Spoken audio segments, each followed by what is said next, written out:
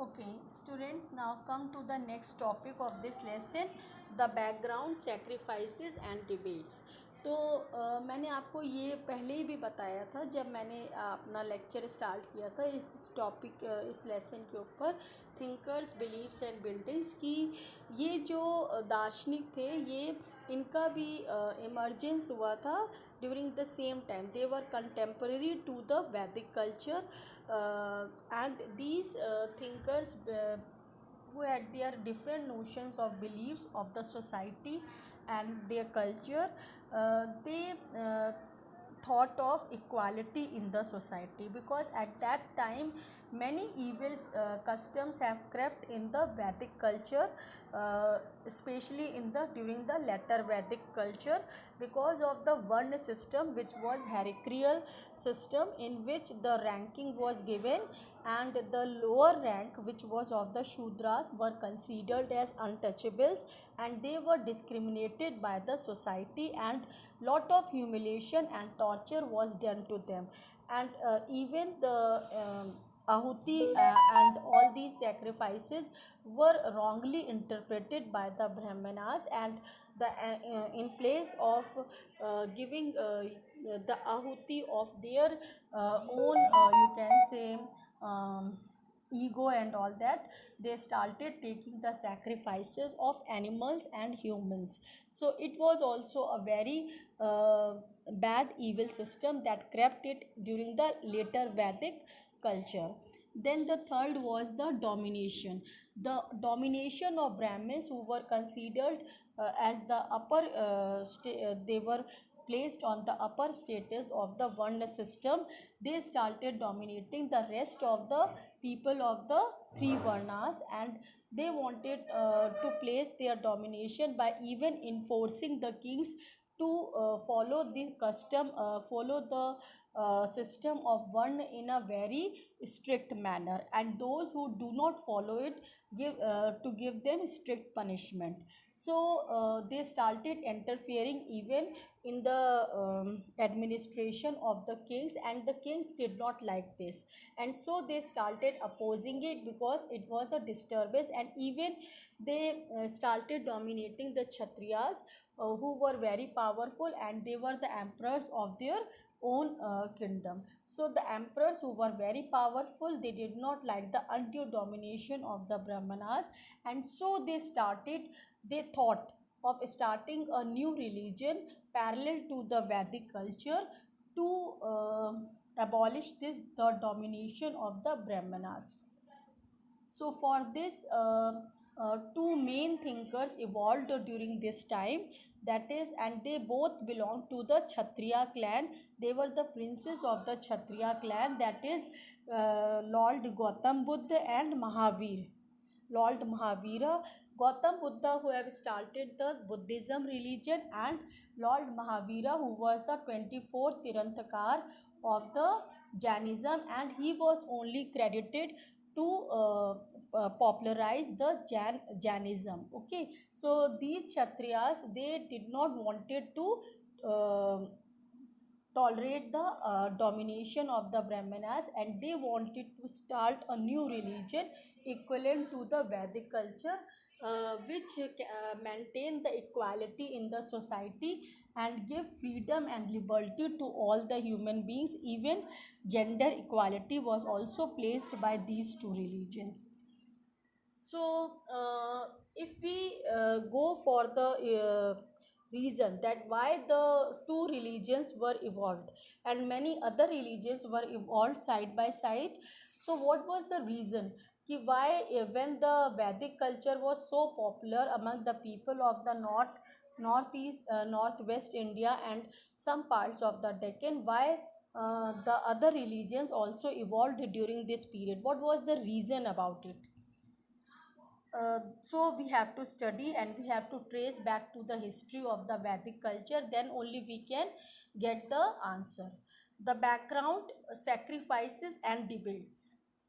The mid first millennium BC is often regarded as the turning point in the world history. हम ये कह रहे हैं कि जो अगर हम शुरुआत का जो मिलेनियम यानी कि जो शुरुआती ईसा पूर्व के कुछ हजारों वर्ष को हम देखें, जैसे कि 600 BCE से 600 CE तक, फ्रॉम 600 BCE टू 600 CE, यानी कि from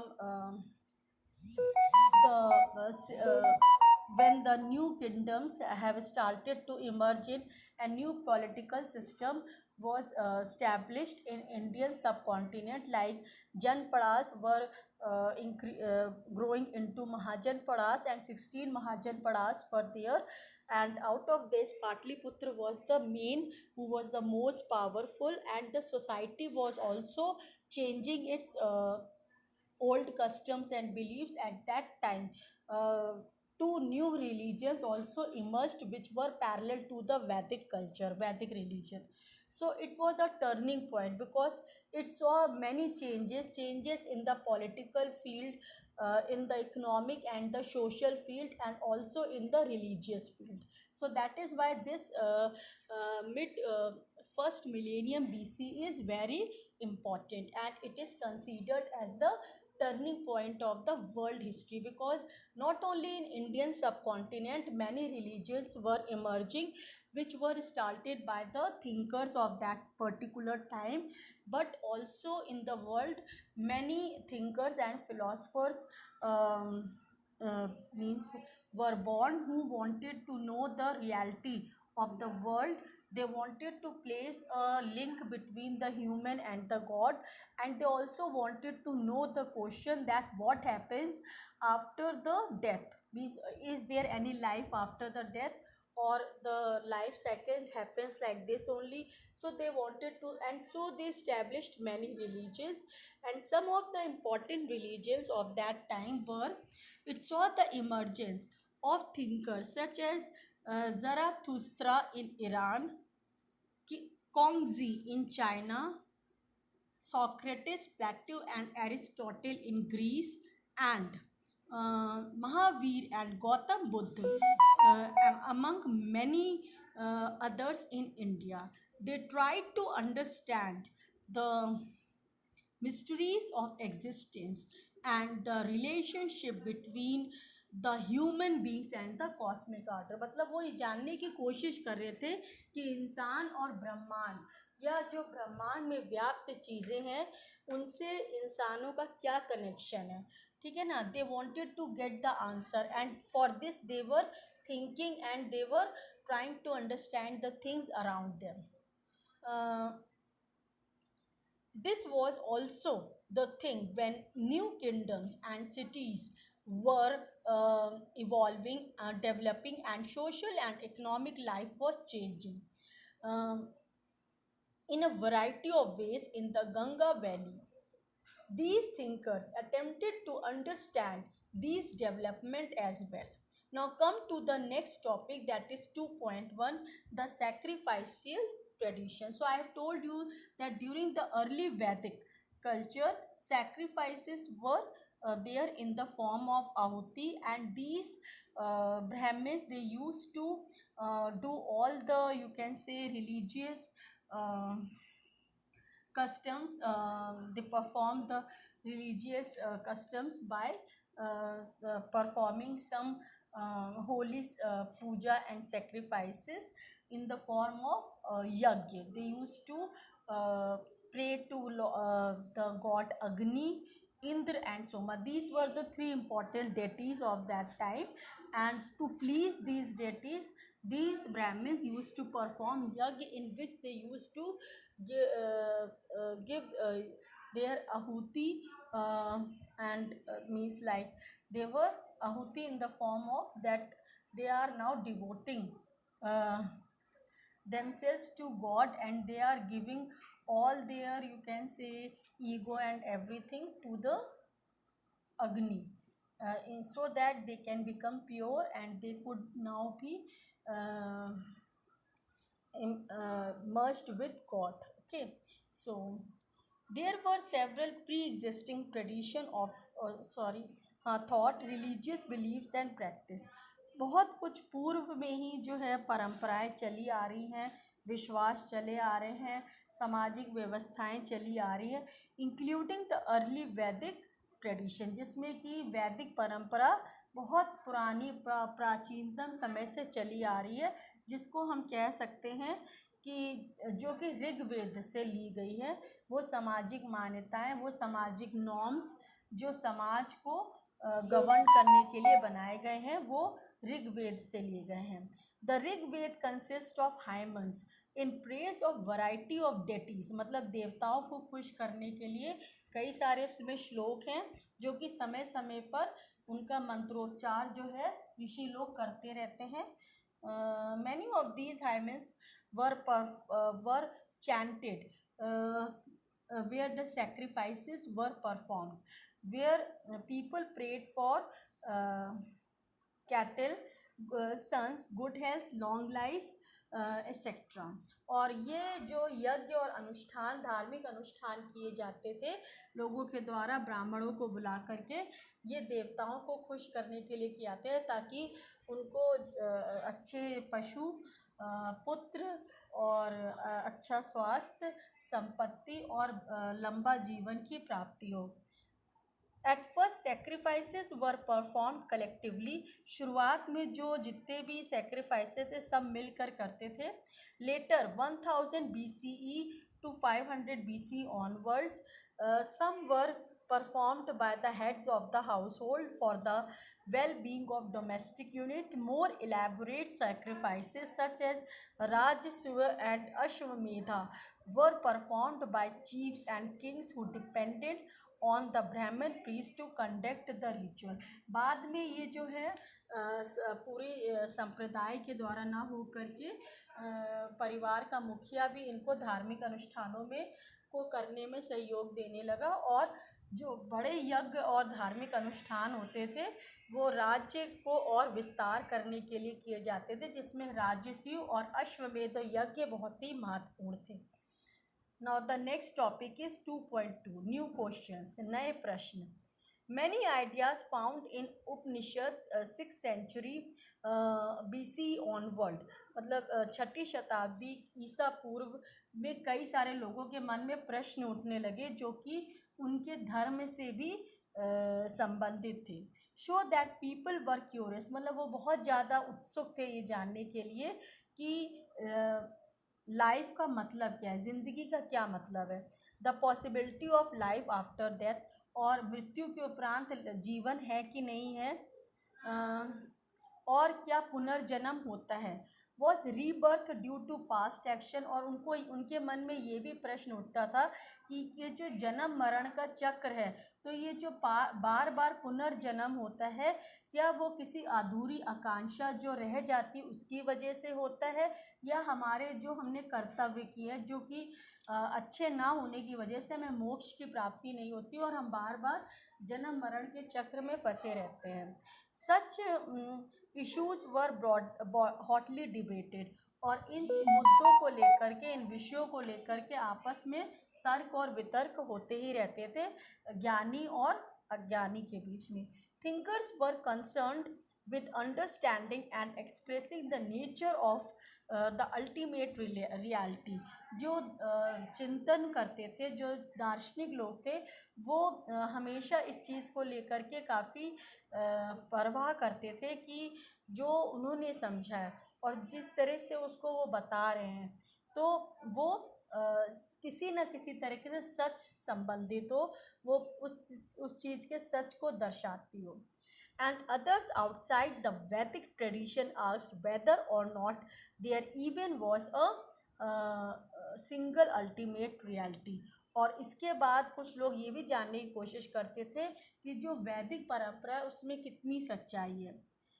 People who began speculating on the significance of sacrificial tradition, और लोग जो हैं इस चीज़ को लेकर के हमेशा आशंकित रहते थे कि जो ये बलि का जो प्रथा जो वैदिक कल्चर, वैदिक परंपरा में है, वो उसका कितना महत्व है और क्या वो कहाँ तक सही है। Now the next topic is 2.3 debates and discussions. इसके लिए वो आपस में वाद विवाद और तर्क करके वो किसी महत्वपूर्ण मतलब निष्कर्ष में आते थे। We get a glimpse of lively discussions and debates from the Buddhist text. हमें एक झलक मिलती है कि किस तरह से वो आपस में जो है डिस्कशंस करते थे, आपस में बातचीत करते थे और आपस में तर्क करते थे और फिर वो किसी निष्कर्ष पे आते थे। ये चीज़ हमें बुद्धिस्ट टेक्स्ट यानी बुद्धिस्ट साहित्य से मिलती है। Which mention as many as 64 sects और स्कूल्स ऑफ थॉट, जो कि बताता है कि 64 स्कूल्स मतलब 64 दार्शनिक लोगों ने अपने विचारों को उसमें लिखा है। Preachers traveled from place to place trying to convince one another as well as lay persons। और जो ऐसे ज्ञानी लोग होते थे वो एक जगह से दूसरी जगह पे यात्राएं करते थे और लोगों को ये समझाने की कोशिश करते थे कि जो उन्होंने समझा है वो कितना सही है। अबाउट द वैलिडिटी, ले पर्सन मतलब जो बहुत रसूखदार लोग थे उनको भी कि उनकी जो दर्शन है वो कितना सही है और किस तरह से उन्होंने संसार को समझने में कोशिश की। डिबेट्स टुक प्लेस इन क्योटागारशाला एक जगह होती थी जहाँ पे इस तरह की बातचीत या वाद विवाद से कोई चीज़ के निष्कर्ष पे आया जाता था।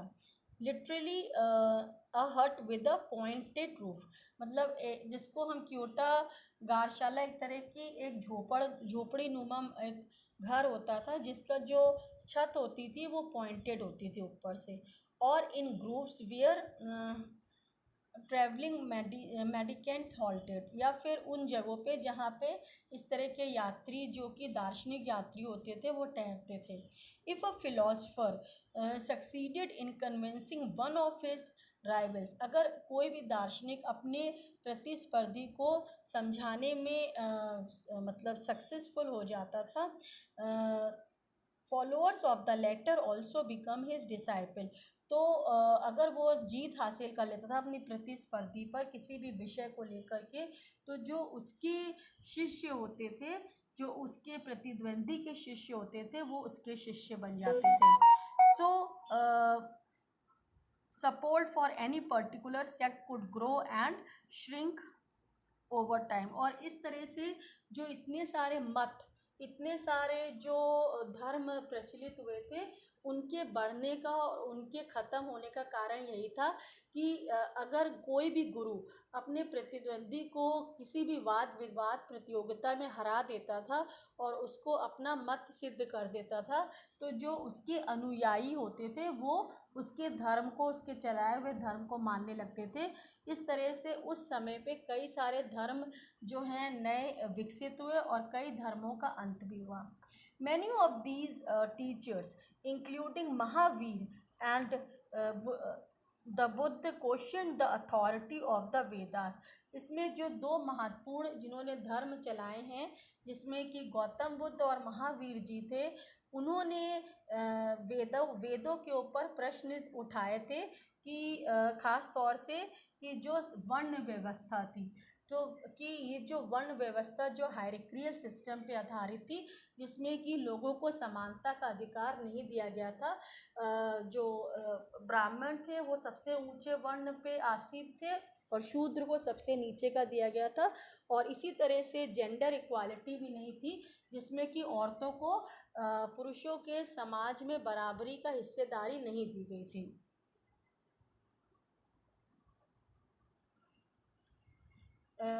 They also emphasized individual agency, suggesting that men and women could strive to attain liberation from the trials and tribulations of the worldly existence। और इसके अलावा उन्होंने इस चीज़ की भी नींव रखी थी और इस चीज़ पे भी जोर दिया था कि कोई भी व्यक्ति खुद अपनी शक्ति के द्वारा अपनी खुद की पहचान बना सकता है, जिसमें कि दोनों जेंडर इन्वॉल्व हो सकते हैं, मैन और वुमेन। मतलब मैन भी अपनी पहचान बना सकता है अपने खुद के एफर्ट्स के द्वारा, अपने ज्ञान के द्वारा। उसी तरह से वुमेन को भी पूरा अधिकार है कि वो अपनी पहचान बनाए अपने खुद के एफर्ट्स और अपने खुद के ज्ञान के द्वारा। और वुमेन जो है वो किसी की गुलाम नहीं है, वो उसकी खुद अपनी एक पहचान है। और इस तरह से वो जो है समाज में जो व्याप्त जो क्या कहते हैं इस तरह के जो आपस में जो लड़ाइयाँ चल रही हैं, जो आपस में वाद विवाद है, उनको सुलझा भी सकते हैं। और वो ब्राह्मण समाज से पूरी तरीके से हट के थे। एंड इंडिविजुअल्स एग्जिस्टेंस, और वो कहते थे, वो व्यक्तिवाद पे ज़्यादा जोर देते थे ना कि ब्राह्मणवाद पे। उनका मानना था कि व्यक्ति अपने कर्मों के द्वारा, अपने ज्ञान के द्वारा जो है अपना खुद का मार्ग प्रशस्त कर सकता है, अपनी खुद की एक पहचान बना सकता है समाज में। इसके लिए उसको ब्राह्मणों की मदद की ज़रूरत नहीं है। was thought to be determined by his और her birth in a specific caste और जेंडर। और वो इस चीज़ के भी खिलाफ थे कि जो वैदिक धर्म में वर्ण व्यवस्था व्याप्त थी, जिसमें कि किसी भी व्यक्ति का जो जीवन है वो उसके जन्म से ही जो है जन्म से ही उसका आधारित हो जाता है। तो वो means they were totally against this believe that a child life is not determined by the birth, but it is his you can say his own efforts which make his own life। तो और वो चाहे वो किसी भी cast का हो, चाहे वो शूद्र है, तो शूद्र अगर वो अच्छे कर्म करता है तो उसका जीवन भी अच्छा होगा। इसी तरह से अगर कोई औरत है तो वह भी अपनी खुद की ज़िंदगी, अपनी आइडेंटिटी खुद बना सकती है। तो इस तरह से उन्होंने इसके कई एग्जाम्पल्स भी दिए जो कि आपके स्क्रिप्ट्स में मिलते हैं, ठीक है ना। तो आज के लिए for today it this much is. Thank you very much.